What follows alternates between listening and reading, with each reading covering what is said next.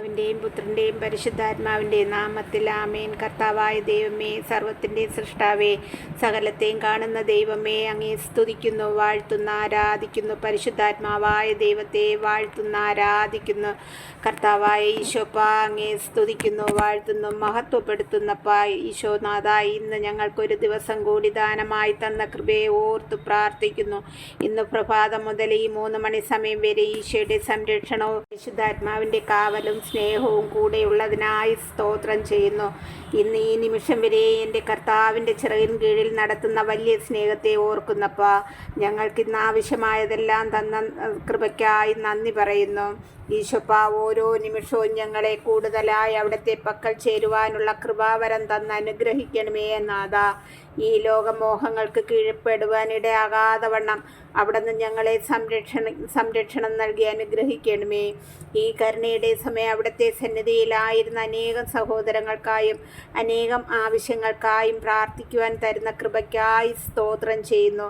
ഈശോനാഥ, ഈ സമയം ഞങ്ങളെയും മക്കളെയും കൊച്ചുമക്കളെയും ഞാൻ ഓർത്ത് പ്രാർത്ഥിക്കുന്നവരെയും പ്രാർത്ഥനാ സഹായം ചോദിച്ചിരിക്കുന്നവരെയും ഈ സമയം പ്രാർത്ഥന കേൾക്കുന്ന വ്യക്തികളെയും അവരുടെ കുടുംബങ്ങളെയും കരുണയ്ക്കായി അവിടുത്തെ സന്നിധിയിൽ സമർപ്പിക്കുന്നു. കരുണയായിരിക്കണമേ നാഥ. ഞങ്ങളുടെ ആവശ്യങ്ങളെ സമർപ്പിക്കുന്നു. ആവശ്യത്തിന്മേലും കരുണയായിരിക്കണമേ.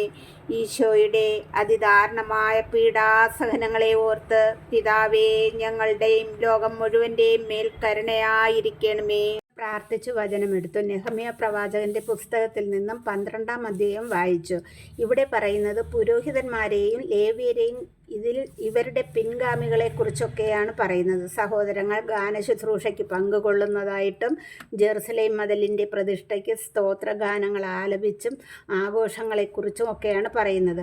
എന്നാൽ എന്നെ കൂടുതൽ സ്പർശിച്ച വാക്ക് 43-ാമത്തേതാണ്.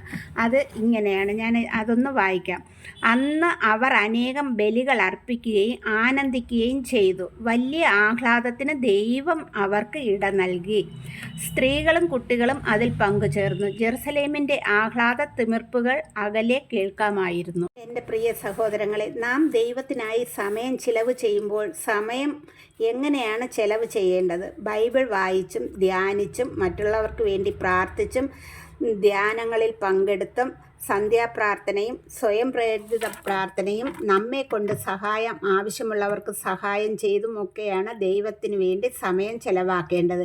ഇങ്ങനെയൊക്കെ ആയാൽ ദൈവം നമ്മിൽ ചൊരിയുന്ന ആ സ്നേഹമാകുന്ന കരുണ മറ്റുള്ളവർ കാണുകയും കേൾക്കുകയും ചെയ്യുവാൻ ഇടയായി തീരും. ആമേൻ.